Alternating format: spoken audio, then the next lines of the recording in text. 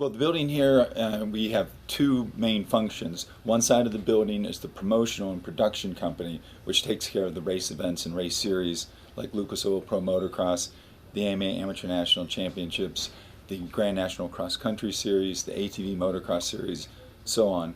The other side of the building is the publishing company, and that's where we do RacerX Illustrated and all of the marketing and whatnot for the magazine, the series, and also RacerX Online.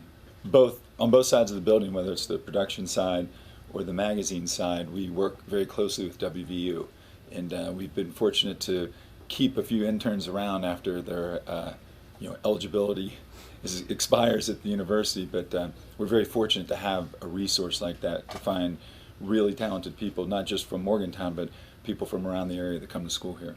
We usually go to what's called the Motocross of Nations. We go to maybe the Paris Supercross or Barcelona or something, and what we're doing when we're there is covering the race for RacerX Illustrated, but also talking to some athletes who might want to come over here and race, because just like the NBA, there are domestic championships all over the world for basketball, and just as there are for motocross, but if you really want to make it big, you come to America. And it's an ongoing sort of, I guess you'd say, almost recruiting to go to these races in Europe and see how things are going and talk to the athletes. Motocross is really unique in the motorsport industry, and it's different than any other motorsport, because nowhere do you buy a consumer product and go race it. You can't buy a NASCAR down at the Chevy dealership. They don't sell those. But in motorcycle racing, you can go to any motorcycle shop in America and buy a motorcycle that's race ready. There's not a lot of sports where you can sign up and go race the first day and have your dad as your mechanic and your mom as your pit crew. And motorcycling has always been really easily accessible for people. And although the bikes have evolved and they've gotten really technologically complicated to some extent, it's still like a mom and pop opportunity and a family sport. So we've been lucky in that regard. It's not become so complicated. It's just, you line up behind a starting gate, you go around a mile-long track, and whoever gets done first wins. It's pretty simple. Lucas Oil AMA Pro Motocross Championships is by far the most popular. Then the Grand National Cross Country Series, which is what's going to happen at Snowshoe. It was born out of the Blackwater 100. That's a series in itself.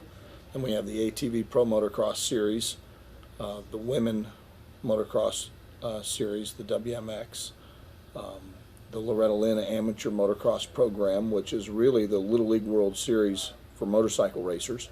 Last year we had 22,000 attempts to qualify for that championship series. And then we have our local races. People always ask us, what's Loretta Lynn's affiliation with motorcycling?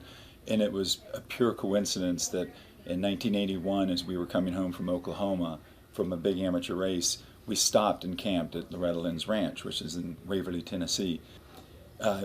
Dad went down and knocked on the door of the ranch office. It was a campground, and said he wanted to talk to the managers about maybe having a motorcycle race there, because he had heard that they had done some motorcycling activity before, and just kind of took a flyer at it. And lo and behold, Mooney Lynn opens the door, and they decided to go talk, and my dad had that sort of effect and talked Mooney into opening up the ranch and letting us have all these amateurs come there. My dad was many things: a musician, a painter, a coal miner, and he saw the movie On Any Sunday in 1972, which is about dirt bike riding, and he fell in love with the sport and immediately started changing his life over to become a racer and then become a race promoter.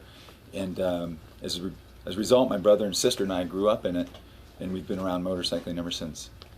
My mom's listed on the masthead of the magazine as the voice of reason. And we always, when we're not sure about something, we go ask Mom. And she gives us a reason why we should or should not do that. Usually why we should not.